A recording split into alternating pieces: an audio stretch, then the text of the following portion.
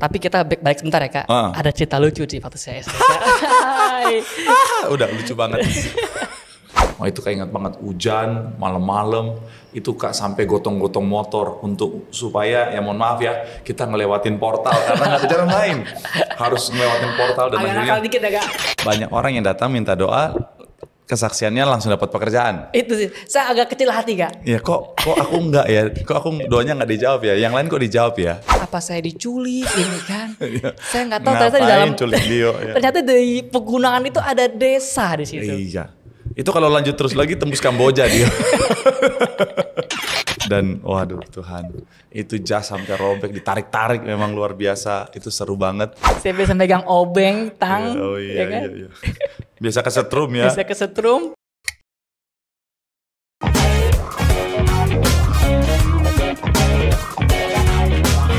Selamat datang di podcast paling luar biasa tahun ini. Apalagi kalau bukan PBB, Podcast Bengkel Bahagia. Karena selalu ada kebahagiaan di balik setiap kisah. Dan tamu kita tentunya sangat fenomenal. Kita nggak mau yang tamu yang biasa-biasa, harus yang luar biasa. Karena kita mau impact-nya, dampaknya itu luar biasa. Ini dia tamu kita, Dio.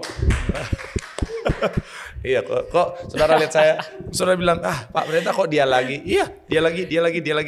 Ya memang karena memang dia lagi. Tapi sekali lagi ya bahwa siapapun pasti punya kisah, siapapun pasti punya hal yang bisa kita pelajari. Sebenarnya kisah hidupnya begitu bermakna karena saya sangat mengenal dia. Apa kabar Dio? Puji Tuhan baik Kak. Sehat ya? Puji Tuhan sehat. Puji Tuhan ya. Berapa lama tadi rapi-rapi bersihin rambutnya? Rapi-rapi sebentar Kak, sebentar. Deg-degannya yang lumayan lama Kak. Oh deg-degan, masih deg-degan ya? Masih Kak, masih deg-degan. Karena gak nyangka ya? Tapi aku manggil Kak aja kali ya. Oh iya. Aman ya Kak? Panggil ini dong, panggil bos. Bos. Nggak lah, iya dong. Kayak biasa kan memang manggilnya kan seperti biasa aja kita. Oke. Jadi memang Dio ini salah satu adik rohani saya dan sudah ikut dalam dunia pelayanan. Nah, memang kalau kita lihat ya, artinya banyak mungkin teman-teman yang udah lihat Dio bahwa sering muncul di mana-mana. Di mana-mana. Di pelayanan, kemudian di sosial media juga. Betul, bahkan endorse pun kita ada Dio di sana. Oke, sebenarnya mungkin orang cuma tahu Dio itu timnya pendeta Marcel gitu ya. Tapi orang mungkin belum tahu Dio tuh latar belakang Dio dulu tuh seperti apa sih? Boleh sedikit cerita? Okay. Karena banyak yang nggak tahu Dio dulu tuh seperti apa. Sampai ada yang bilang Dio dulu tuh dulu profesi awal atau gini kita mulai dari seorang Dio masa kecil. Lahir dan besar di mana? Oke. Cita-citanya apa? Kalau masa kecilnya ya selaka orang pada umumnya. Gimana itu maksudnya? Ya sekolah, main, belajar. Lahir dan besar di? Lahir besar di Jakarta. Di Jakarta. Okay. Cita-citanya? Nggak kepikiran sama sekali cita-cita waktu itu mau jadi apa. Yang penting ya belajar, sekolah, udah belajar sekolah, belajar pulang, belajar sekolah. Hampir tiap hari begitu Kak. Jadi dari kecil di saat biasa kan anak-anak kecil itu kan mereka punya cita-cita. Ya, pada saat betul. kecil kan ketika kecil biasanya suka ditanya apa cita-citanya. Nah, dan pada saat itu dia belum sama sekali kepikiran. Kalau ditanya mau jadi apa? Jawabannya waktu itu? Dengan tegas saya katakan pilot. Itu kan. Maksudnya itu kan. Artinya udah ada gambaran kira-kira mau jadi apa gitu kan. Betul. Seorang Dio masa kecil. Mau jadi pilot. Dengan tegas saya katakan pilot. Kenapa pilot? Karena dulu saya lihat tuh orang kayaknya enak terbang sana terbang sini. Oh sering lihat di mana emang? Dulu saya ke bandara, ini saya ke bandara. Cuman kan belum pernah naik pesawat kan. Dulu di bandara itu ada akses ke atas yang hanya bisa lihat pesawat oleh umum. Oke. Ya saya hanya lihat pesawat aja di situ. Lihat pesawat, lihat pilot terbang, pesawat terbang. Kayaknya enak juga sih jadi pilot sih. Maka saya dari situ coba kita cita-cita jadi pilot lah. Oke. Nah akhirnya setelah dewasa masih tetap pengen jadi pilot? Kalau semenjak dewasa saya udah nggak tahu mau jadi apa karena kan waktu SD aja cuma ya udah pilot juga nggak tahu mau jadi apa. Saya aja lulusan SMK aja akuntansi gimana ke pilotnya Kak. Oke. Nah akhirnya apa profesi di waktu itu? Tapi kita balik sebentar ya Kak. Ada cerita lucu di waktu saya SD. Udah lucu banget. Apa ceritanya? Saya hampir nggak lulus Kak. Nggak lulus apa nih? SD saya hampir nggak lulus Kak. SD? Hampir nggak lulus saya SD. Kenapa? Karena sering ke bandara liatin pilot enggak? Karena NEM saya 16. Dari situ saya hampir nggak lulus, dikit lagi saya nggak lulus. 16 ya? 16. Wow. Biasa kan Makanya rata-rata kan 30-an ke atas kan? 20-an ya, 20-an, 25. Saya Ini 16 ya, 16. oke.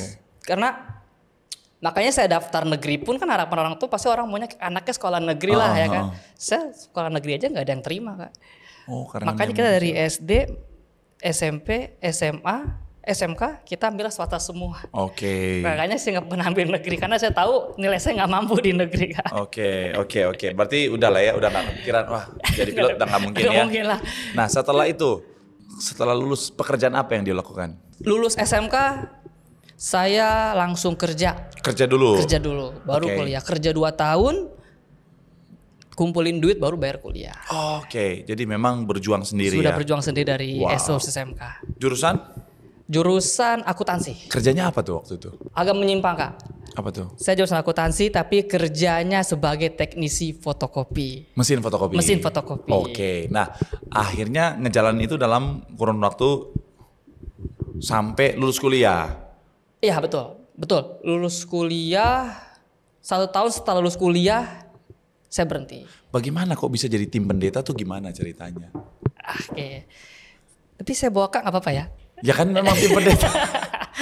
Gimana sih? Oke. Yang dulu saya menyatakan bisa di tim Kak. Kak kan selalu ngisi jadwal di Karawaci, TBRIAS Karawaci. Dan dia udah pelayanan di situ kan saya ya? Sudah di Karawaci. Saya sudah pelayanan di Karawaci dan Kak dapat jadwal di tengah minggu Karawaci, hari Kamis. Itu suatu ketika Kak tanya ada yang bisa bantu saya nggak? Hanya di tengah minggu. Koordinator nunjuk saya. Cuman kan nggak bisa langsung begitu aja Kak. Saya dipanggil koordinator di hari Minggu, ketemu. Kata koordinator, Dio kamu bisa nggak bantu pendeta Marcel hari Kamis. Tapi jujur saya waktu itu Kak jarang pelayanan Kamis. Emang udah cara Tuhan saya datang hari Kamis. Kebetulan Kak juga datang kan. Kak pelayanan di situ saya nggak tahu. Jadi saya pelayanan aja. Ketika akan naik saya ke atas. Jadi akhirnya Dio disarankan oleh koordinator Tante Foni untuk akhirnya ikut Kak pelayanan di tengah minggu setiap hari Kamis, minggu sekali malam. Oke. Tapi saya masih kerja ya Kak? Masih kerja? Masih kerja, masih kuliah. Jadi profesi saat itu adalah seorang mahasiswa sekaligus seorang teknisi fotokopi. Mesin fotokopi? Betul. Oke, artinya sebelum itu dia udah pelayanan? Sudah. Dan dia udah terpanggil untuk melayani? Sudah. Kapan dan bagaimana? Seperti apa panggilan dia untuk melayani pertama kali? Saya pertama kali melayani kalau nggak salah 2000. Salah itu? 13. Kalau nggak salah. 2013 Kak. 2013? 2013. Masih kecil berarti, masih muda banget. Hanya bantu sekolah minggu. Hanya bantu sekolah minggu. Kenapa waktu itu akhirnya memilih untuk melayani? Seorang anak muda, masih anak sangat belia, sudah memberi diri untuk melayani. Karena pada waktu itu di Karawaci kita tahu Karawaci masih di bioskop. Iya. Masih di bioskop kan. Kekurangan guru sekolah minggu. Tapi hanya butuh tenaga bantuan. Umur waktu itu? 13 ya. Oh masih muda banget ya. Loh. Tapi udah mau untuk melayani ya. Butuh tenaga bantuan dan ketika dia lihat ada pengumuman untuk pelayanan, dia langsung tertarik atau orang tua yang suruh? Saya kebetulan dari kecil emang sekolah minggu di Karawaci. Oke. Jadi emang dari anak GSM Karawaci. Ngelihat itu terpanggil untuk karena memberi. Karena kita belajar di kelas remaja, kamu bisa bantuin saya nggak kata gurunya. Ya udah saya bantuin. Mulai melayani. Iya. Nah akhirnya setelah itu jadi tim pendeta khusus hari Kamis. Hari Kamis. Dan akhirnya ya kita tahu bersama lama kelamaan Kak kenal Dio, Kak makin percaya dan akhirnya waktu itu ada waktu dan akhirnya pas ikut hari Minggu ya. Hari Sabtu dulu Kak. Sabtu dulu ya. Sabtu baru akhirnya hari Minggu ya. Minggu. Nah pekerjaan masih lanjut nggak? Atau udah mulai berhenti waktu itu? Masih lanjut. Berapa lama akhirnya? Terus akhirnya stop pekerjaan. Kan waktu itu ada transisi tuh. Ya. Dari full sebagai seorang teknisi sama sekalian mahasiswa ya? Betul. Oke. Setelah lulus ada itu lagi nggak sih? Ada jeda kerja dulu baru akhirnya ikut Kak atau gimana? Kak lupa. Jadi lulus masih kerja. Masih kerja. Kerja. Akhirnya fokus nih. Sudah fokus jadi seorang teknisi. Dan akhirnya apa yang paling terasa perbedaannya? Full kerja sama full sekarang pelayanan. Tidak bekerja di dunia sekuler tapi bekerja di ladangnya Tuhan. Apa yang paling terasa saat transisinya? Apa ya? Bentar ya, saya mikir dulu. Perbedaan yang paling terasa apa? perbedaan paling terasa yang pasti di hari Minggu, Kak. Oke, Di biasa hari Minggu libur. Biasa hari Minggu libur, kita Tapi kan istirahat. dia juga sudah pelayanan kan? Tapi nggak sehetik ikut, Kak. Oke, masih Iya lebih kan? santai ya. Kita di Karawaci itu bisa 1-2 sesi doang kita pulang. Iya, kan? makanya ya. Buat kalian ya. Ada yang bilang gini soalnya, enak ya jadi pendeta cuman ngomong doang. Nah. Hey. Jangankan pada saat ngomong, pada saat mau mengejar jadwal aja itu minta ampun. Teman saya yang pernah ikut kita kemarin sampai nangis dia, setengah perjalanan dia nangis, dia bilang dia nggak sanggup begini katanya. Haleluya. Jadi memang ya kalau bukan karena Tuhan kita nggak bisa ya. Nah, yang pertama adalah hari Minggunya jadi lebih padat. Yang paling terasa lagi apa? Yang paling terasa, yang pasti ada waktu fleksibel untuk keluarga. Sekarang udah nggak punya waktu fleksibel untuk keluarga atau gimana? Waktu kerja, sampai rumah pun kadang papa mama udah tidur. Oh, justru waktu kerja, waktu Malah nggak ada. Oke, Malah nggak ada. karena dulu kerja teknisnya seperti apa sih? Dulu dari sisi itu kita kerja satu hari itu bisa ke 4-5 customer. Dan itu jauh-jauh. Jauh-jauh. Jauh-jauh semua. Jauh-jauh. Oke. Kadang kita sampai rumah udah malam, papa mama udah tidur. Pagi papa mama udah berangkat kerja, saya masih siap-siap mau kerja. Justru ketemu papa mama jarang banget di rumah. Jadi Jarang memang banget.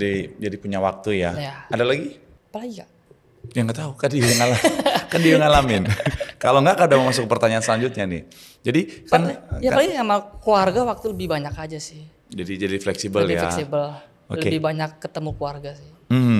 Nah, setelah akhirnya memilih untuk full pelayanan ya, itu kan ada proses ya. Karena sebenarnya dia tuh nggak mau full pelayanan. Betul Kak. Jadi sedikit informasi buat semuanya, dia itu tetap berusaha untuk cari pekerjaan. Jadi cari pekerjaan sekaligus pelayanan. Nggak mau full pelayanan sebagai tim pendeta sepenuh waktu ya.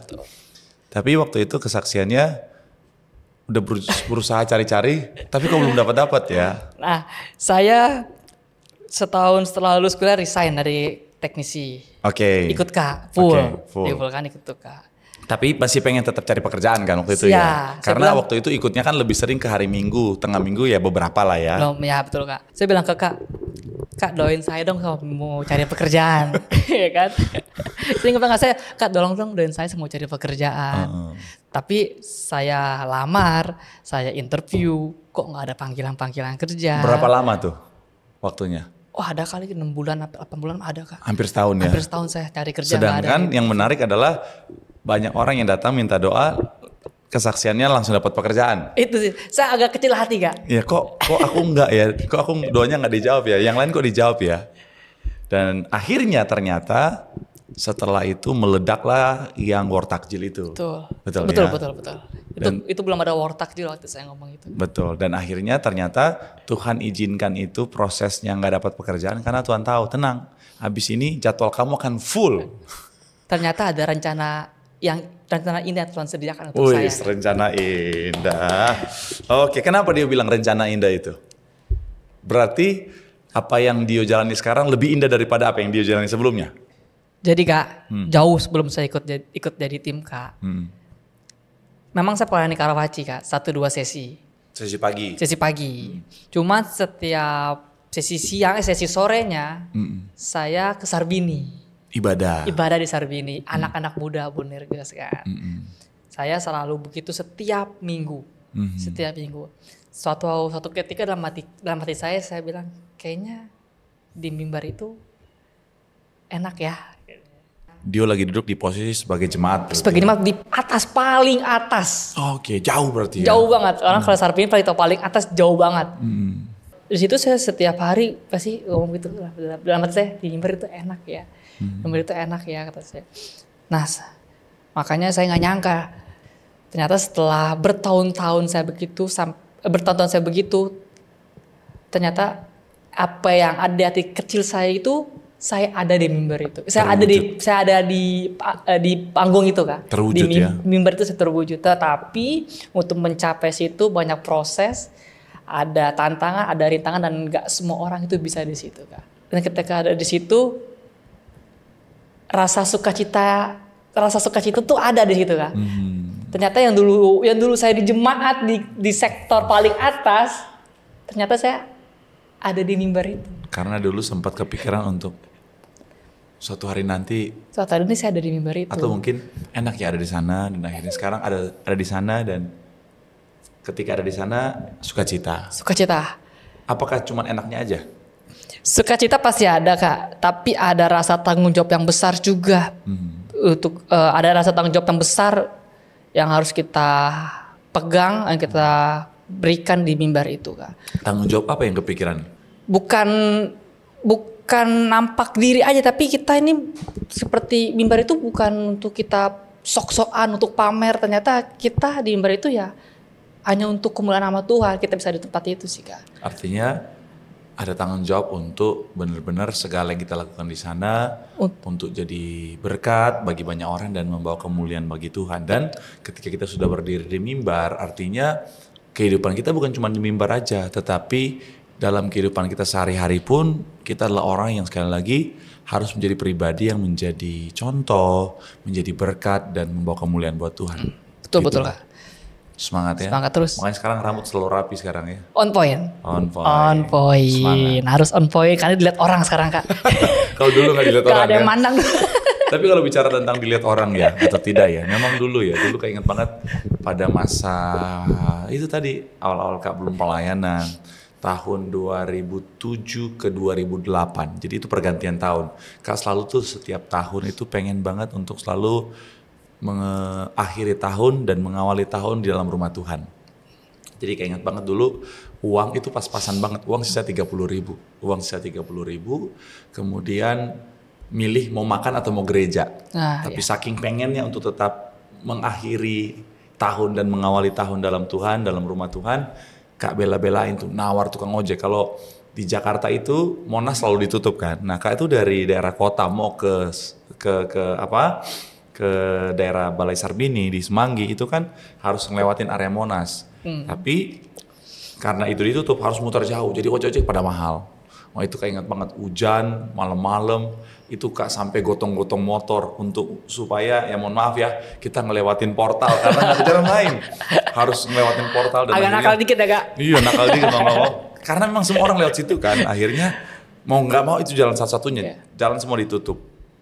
Sampai akhirnya Kak bantuin orang untuk ngangkat motornya karena ibu-ibu sama bapak-bapak kasihan kan, jadi Kak sama suaminya ngangkat itu motor dan akhirnya puji Tuhan nyampe. Kelaparan, kedinginan, uang sisa 5.000, tapi sukacita ibadah. Selesai ibadah nggak bisa pulang. Kenapa? Karena busway-nya itu baru ada jam 6, belum 24 jam. Jadi Kak nunggu di depan Balai Sarbini, di tangganya itu duduk kedinginan kelaparan, ngadong ngepeng ya. Nggak ada uang sama sekali. Dan nggak dilihat orang sama sekali. Betul, maksudnya kadang-kadang kan itu manusia kan melihat orang tuh terkadang karena siapa dia, apa yang dia miliki dan lain sebagainya. Ketika kita nggak punya apa-apa, ketika kita bukan siapa-siapa, kita nggak dilihat sama orang. Nah Kak ada di posisi itu. Sampai akhirnya ya itu tadi, proses Tuhan dari orang yang dulunya nggak dilihat sama orang, duduk di tangga, nggak dipandang sama orang, dengan uang sisa goceng di kantong untuk pulang.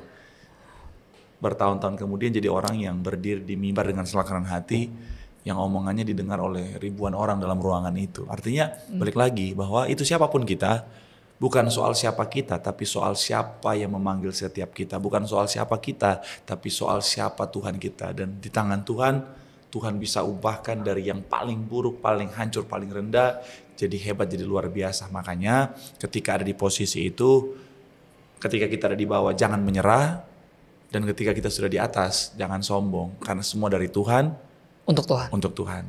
Dan kalau kita sombong, dengan mudahnya Tuhan bisa ambil untuk mengajarkan kita tentang arti sebuah kerendahan hati. Gitulah kira-kira. Saya juga pertama kali dengar kesaksian Kak itu, yang Kak duduk di Sarbini. Kok sama ya? Kalau dia kan masih di dalam ya. Iya, masih di dalam tapi. Tapi uangnya nggak goceng kan? Nggak goceng. Tapi saya pernah Natalan perjalanannya hujan, hujan. Naik motor hujan-hujanan saya pernah. Iya, udah kaya lah punya motor ya. Masih ada motor. Nggak punya apa-apa. Tapi itulah Tuhan. Ya. Itulah Tuhan. Semakin berat prosesnya, semakin luar biasa berkatnya. Jadi jangan nyerah. Betul. Sekarang lebih indah. Apa indahnya? Sekarang lebih indah. Saya bilang kenapa saya bilang lebih indah? Yang pasti saya lebih dekat sama Tuhan. Oke.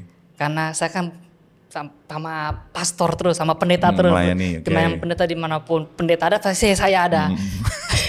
Jadi kalau saudara tanya, saya bosan ketemu dia terus, oke. Yang pasti dekat sama Tuhan, gak bisa kita pungkiri, Kak melayani manapun, saya pasti ada. Setiap Kak sharing, saya belajar dari setiap firman Kak sampaikan, itu jadi bekal buat saya. Sampai udah siap khotbah ya? Ada yang mau panggil saya khotbah, Kak? Ada yang mau panggil dia udah siap katanya, oke. Terus itu indah-indahnya. Itu indah-indahnya. Kemudian fansnya Dio banyak sekarang ya. Puji Tuhan. Wede, Dio lover di mana-mana. Semua mengelu-elukan Dio. Kalau orang lihat dia, elu. Nah, tantangannya jadi full timer melayani Tuhan. Apa tantangannya yang Dio rasakan? Tantangan yang paling kerasa ya.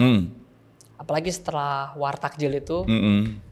Sebenarnya sih ini bukan tantangan, cuma sudah bisa saya hadapin. Sebelumnya udah bisa saya hadapin. Cuma semenjak wartakjil itu WhatsApp, telepon semakin gak karuan, Kak.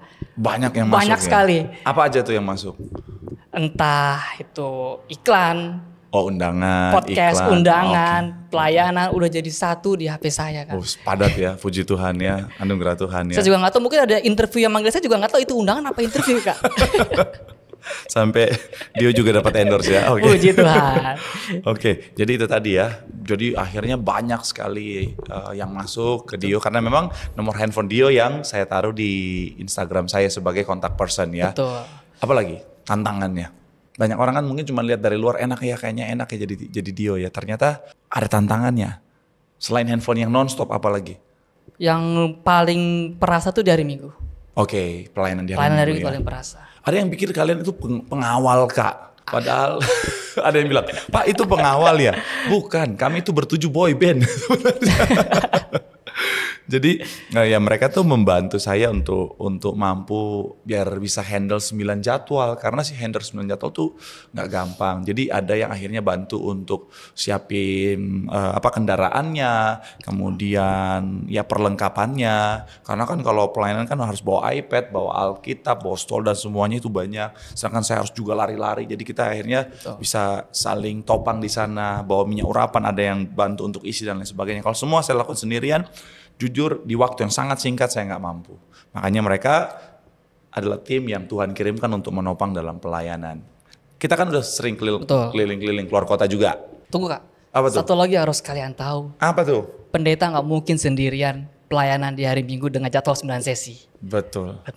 Karena pendeta fokus untuk menyampaikan kebenaran firman Tuhan, di belakang itu biar kami tim pendeta yang Iya kan, karena kan yang untuk pegang media juga. Pegang media, kan? bikin PPT, pegang media, menyiapkan segala yang di mimbar itu biar tugas kita. Betul. Sebagai tim pendeta. Betul. Contoh sederhana, di depan kalian ada layar, ada medianya.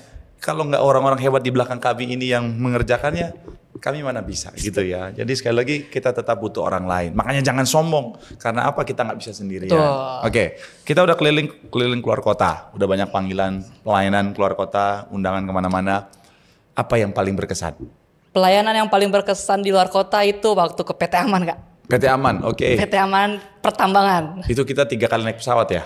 PT Aman itu kita 2 kali. Oh, 2 kali. Iya, Jakarta Lombok. Oh iya. Ya kan, Lombok kita naik seaplane ke itu. PT Aman. Yang kedua itu naiknya yang mendarat di air. Mendarat di air. Mendarat Kenapa di air. itu berkesan? Itu pertama kali, Kak, mendarat di air, Kak. Goncangannya mengerikan ya. Itu goncangannya kencang sekali itu di air. Jadi akhirnya pertama kali merasakan mendarat di air ya. Betul. Kalau naik pesawat kecil mungkin kita ada beberapa kali ya. Tapi pesawat kecil yang mendarat di air itu adrenalin. Wah, harus coba. Goncangannya juga nggak main-main ya. Oke, apa lagi yang paling berkesan buat Dio? Paling berkesan yang kedua waktu di Palu. Di Palu, oke. Poso. Tentena. Kita masuk pedalaman ya? Ya, Poso, kita ke Tentena, itu perjalanan 6 jam. Oh, Tentena dulu ya? Tentena, oke. Itu perjalanan 6 jam dari Palu. Dari Palu. Dari Bandar Palu kita masih, saya nggak tahu kalau itu 6 jam, Kak. 6 jam. Nggak tahu, tiba-tiba sampai itu berapa jam? 6 jam. Iya. 6 sampai 7 jam, dan itu perjalanannya gunung-gunung, jurang-jurang. Jurang-jurang. Kiri kanan jurang itu. Dan ternyata di situ banyak yang pernah jatuh. Bahkan di malam yang sama kita pulang, Ada yang jatuh. ada yang jatuh. Oh Tuhan, itu ngeri banget ya, Tuhan yang kasih perlindungan buat semuanya ya. Tapi memang itu penuh tantangan ya. Tuh. Selanjutnya, Yang ketiga ada di Luwuk tapi Desa Lijo. oh iya, Desa Lijo. itu juga masuk pedalaman, jalannya masih rusak. Saya sempat berpikir apa saya diculik ini kan. Saya nggak tahu Ngapain ternyata di dalam culik Dio, ya? ternyata di pegunungan itu ada desa di situ. Iya. Itu kalau lanjut terus lagi tembus Kamboja dia. Oke, itu yang paling berkesan ya. Paling Dan berkesan. paling berkesan di situ juga adalah kita melihat bahwa betapa antusiasme jemaatnya luar biasa ya. Sekalipun pedalaman, tapi mereka semangat dalam Tuhan itu luar biasa. Oke, apalagi yang menurut dia paling menantang? Yang paling menantang, setiap pelayanan di luar kota itu menantang kan menghadapi jemaat yang ribuan. Apalagi di Palangkaraya waktu itu ya, berkesan banget. Pertama kali, Palangkaraya. baik kita maupun panitia kita nggak nyangka target kita 4.000, 5.000, ternyata yang datang 15.000. Itu pelayanan pertama kita di luar kota berdua. Dan waduh Tuhan, itu jas sampai robek, ditarik-tarik, memang luar biasa. Itu seru banget. Nanti bisa lihat di story kita, ada di highlight story. Itu berkesan banget. Dan puji Tuhan ya, aman-amannya sampai hari ini ya. Puji Tuhan masih sehat sampai hari ini, selamat sampai hari ini kan. Iya, itu kan jadwal kita padat banget. Tantangannya juga luar biasa. Pernah nggak dia berpikir untuk menyerah? Nggak pernah. Semangat terus ya. Terus. Mantap. Luar Semangat biasa. terus. Semangat terus.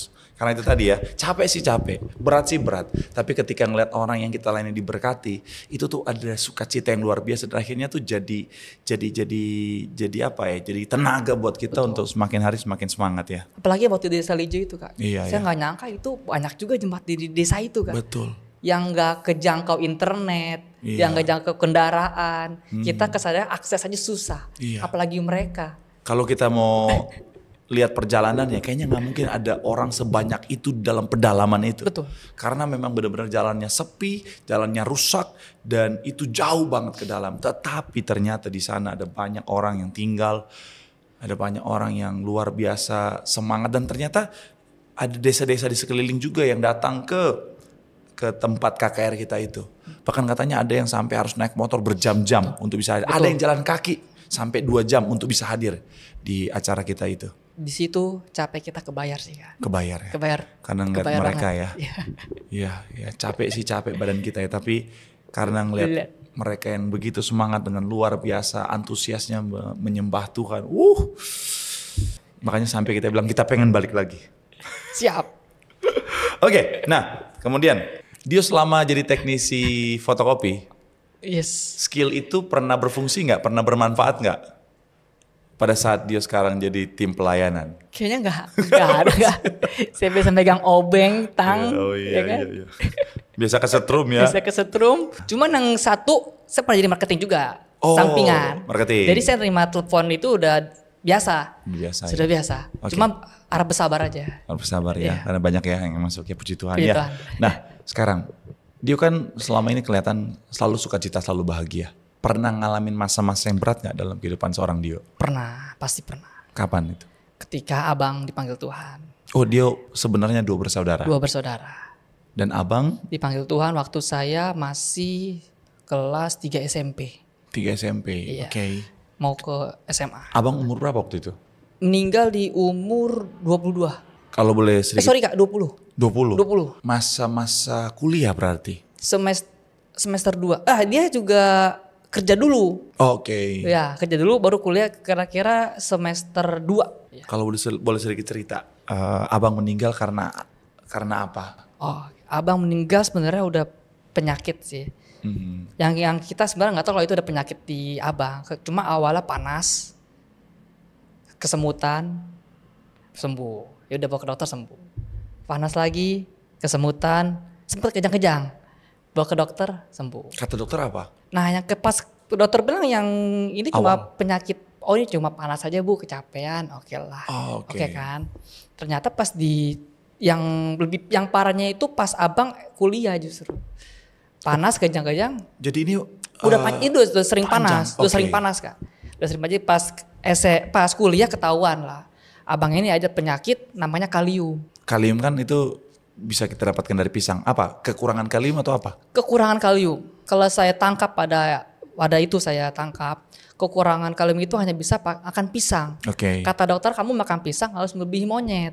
Oke. Tapi harus pisang. Jangan jus pisang, jangan gorengan pisang karena kandungannya berkurang. Oke. Sedangkan abang sendiri makan pisang dari si kaliumnya itu yang muntah. Jadi pisangnya belum dicerna, tapi udah muntah duluan. Muntah itu karena efek dari efek dari penyakit yang sementara diderita atau ada alergi atau apa? Dari efek dari kaliumnya itu yang nggak terima pisang. Jadi orang kalau udah kekurangan kalium, ketika makan pisang yang notabene dibutuhkan untuk nutrisi kaliumnya, malah muntah. Muntah. Itu yang abang muntah makan pada itu. Oke. Makan pisang dia muntah. Makanya abang dibawalah ke rumah sakit. Di rumah sakit di rumah sakit daerah Tangerang mau ngomong ke mama. Abang dirawat nih ngomong ke mama. Mama nangis ke saya. Kenapa mak nangis? Abangmu bilang begini, jagain nanti bilang dia jagain mama ya gitu. Oh ya, biasa saya masuk ke ruangan kan. Ya udah abang masuk ke ruangan mau bilang, kamu nanti jagain mama ya. Oh ya bang, gitu aja kan. Nah itu udah parah kak di situ kak.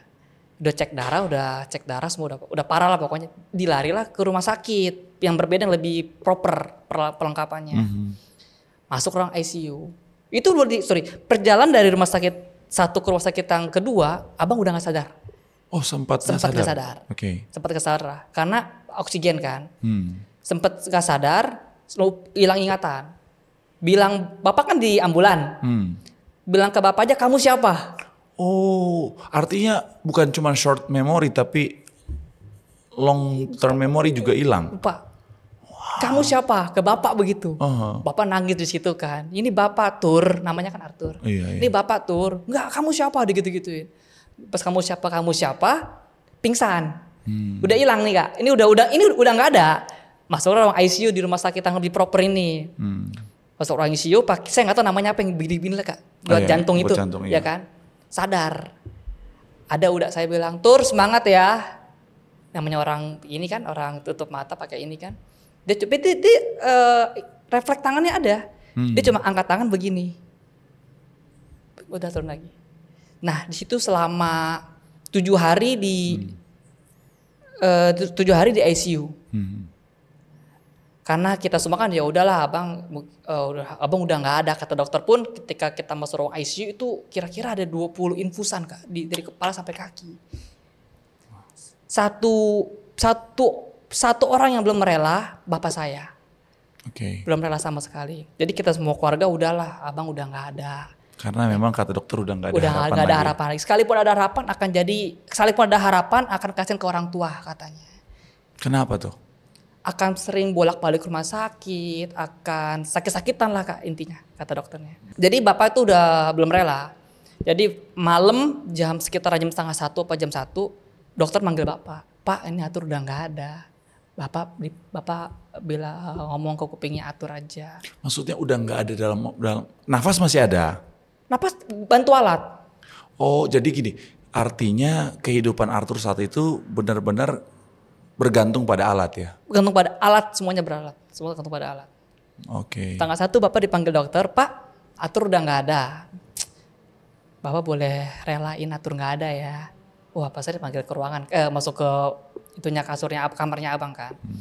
Masuk ke kamarnya abang, bisikin Tur, bapak udah rela kamu sama Tuhan. 5 menit kemudian selesai.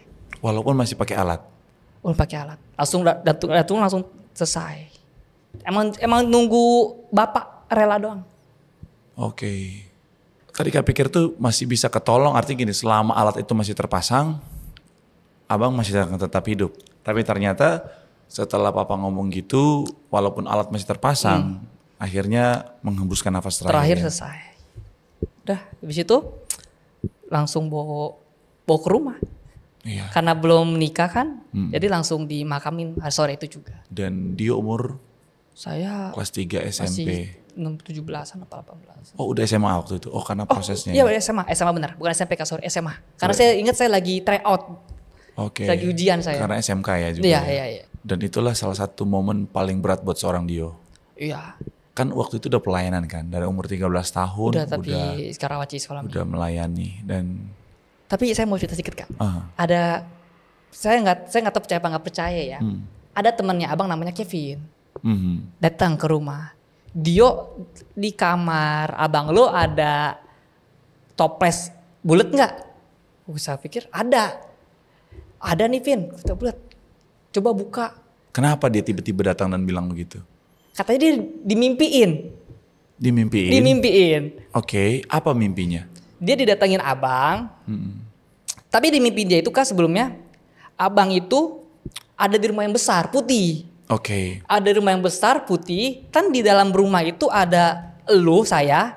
Kata Kevin itu elu, papa sama mama elu di kamar itu. Cuman Atur cuma nunjukin ada toples biru enggak. Jadi spesifik. Spesifik toples biru. Bulat biru. Biru. Coba cek yo. Kamarnya saya buka kan. Di lemari dia ada toples biru. Bulat.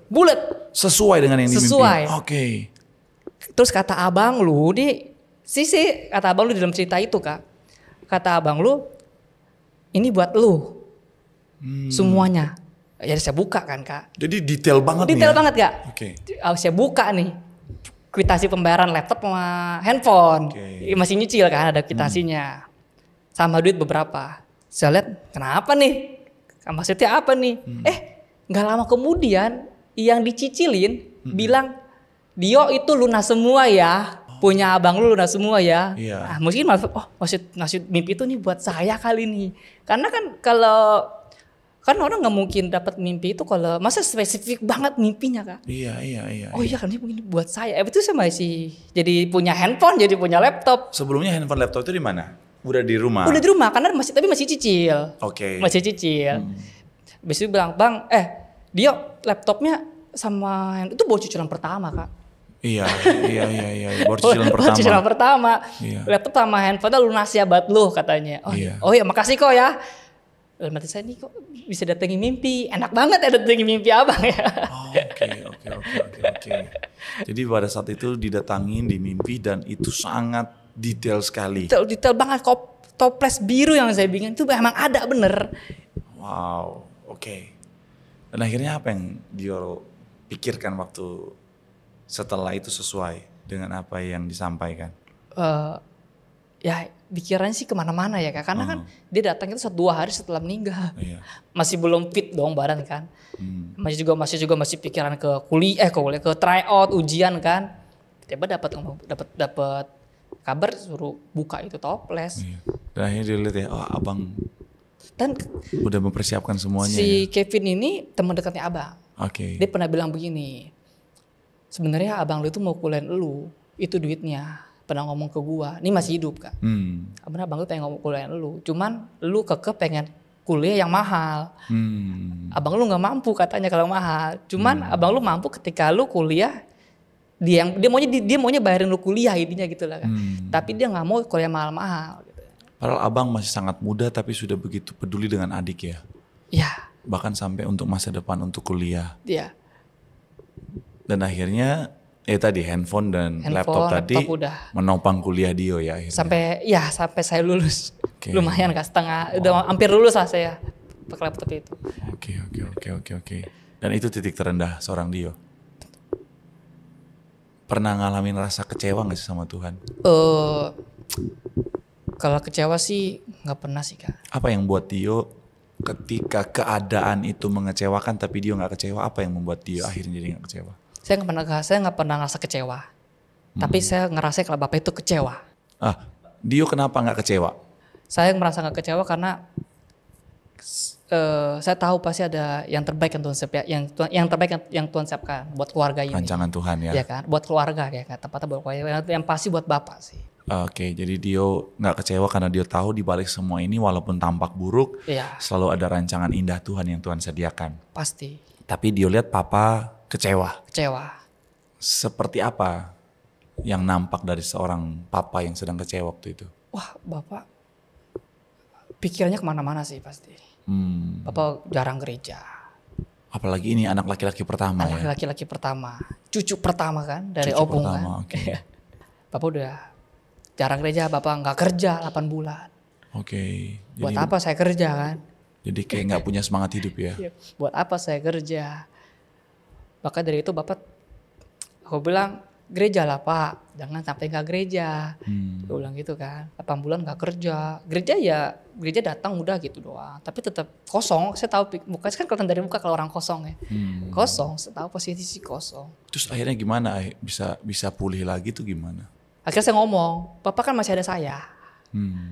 Emang saya siapa bukan anak Bapak? Setelah 8 bulan? Setelah 8 bulan, saya kan anak Bapak. Emang saya siapa bukan anak Bapak? Emang saya bukan anak Bapak, kenapa Bapak nggak mikirin saya juga? Sih masih ada saya loh. Maka mulai dari situlah ketika saya sakit, saya pulang malam, handphone pasti dicariin, kamu di mana? Iya. Sakit sedikit ke rumah sakit, flu sedikit ke dokter. jadi sepeduli itu Kak. Iya. Tadinya kalau masih ada abang kan ya udah berbagi kasihnya kan. Sekarang full ke dia Full. ya. Ya, dan akhirnya Papa udah bisa menerima semuanya. Sampai saat ini udah. Puji Tuhan ya. Oke, itu tadi ya bahwa kita bisa melihat bahwa apa sih yang buat kita bisa kuat di dalam setiap masalah tantangan persoalan kehidupan adalah ketika kita sadar bahwa Tuhan bekerja di sana. Betul. Roma 8 ayat 28 kan Allah turut bekerja dalam segala sesuatu untuk mendatangkan kebaikan. Jadi sekalipun mungkin kadang-kadang kelihatannya sulit banget. Tapi kalau kita melihat dari perspektifnya Tuhan, kita akan tahu bahwa ya ini adalah sesuatu yang Tuhan izinkan untuk mendatangkan kebaikan. Ibarat seperti minyak zaitun kan dihasilkan dari buah zaitun yang dihancurkan, diremukan. Ketika kita lihat buah itu diremukan, kayaknya kok satu hal yang merusak gitu kan. Hal yang sepertinya tampak buruk, tapi di balik semua itu mendatangkan kebaikan. Oke. Cukup seri-serinya. Kita mau nanya, oke. Kalau misalnya disuruh pilih, Dio misalnya, kalau bukan teknisi mesin fotokopi atau seorang pelayan Tuhan full time, kira-kira profesi apa yang Dio mau pilih? Selain 2 profesi tadi. Dan sebutkan alasannya. Kan jadi pilot udah nggak mungkin. Hah, jadi apa? Jadi pilot udah nggak mungkin. Jadi pilot, iya. Ya pilot yang pertama tadi ya. Selain itu lah, selain itu. Profesi apa ya Kak? Saya nggak ada basic sih Kak. Itu bukan bicara tentang basic, tapi lebih kepada keinginan. Keinginan jadi pilot Kak. Tetap pilot sampai sekarang? Kuliah. Oke, jadi memang Dio sangat suka dengan dunia penerbangan ya? Tetap pilot. Oke, dunia penerbangan spesifik pilot. Pilot iya. Makanya sekarang pacarnya yang bekerja dalam dunia penerbangan ya? Dan dia nggak tahu kalau saya mau jadi pilot Kak. Jadi baru pertama di podcast ini? Luar dia nggak tahu kalau saya mau jadi pilot. Oke, jadi buat yang nonton ya, yang mungkin dari tadi ngeliat, aduh Abang Dio kayaknya jomblo, ternyata tidak ya. Sudah punya pasangan. Iya. Dan kenapa belum menikah? Karena lagi ngumpulin, apa Dio? Sinamot. Oke, itu luar biasa, lumayan ya. Oke, kalau misalnya ada penonton yang mungkin pernah ngalamin masa-masa sukar seperti apa yang Dio alami, Dio mau ngomong apa dulu buat mereka? Apapun masalahmu, jangan pernah menyalahkan Tuhan, jangan pernah meninggalkan Tuhan, tapi selalu dekat sama Tuhan karena dalam Tuhan pasti ada jalan keluar. Nah, selanjutnya spesifik buat para pelayan Tuhan atau orang yang baru mau mulai melayani Tuhan. Apa yang dia mau pesankan buat mereka sebagai seseorang yang sudah terjun dalam dunia pelayanan, bahkan full time, bahkan dengan jadwal yang minta ampun, 9 bahkan pernah 10 sesi satu hari Minggu. Silakan. Buat para pelayan Tuhan tetap semangat dalam pelayanan, karena banyak orang yang ingin melayani Tuhan tapi nggak semua bisa melayani Tuhan. Wis. God bless you. God bless you. Oke, demikianlah podcast kita hari ini, sebuah podcast yang saya percaya selalu ada hal baik yang bisa kita ambil.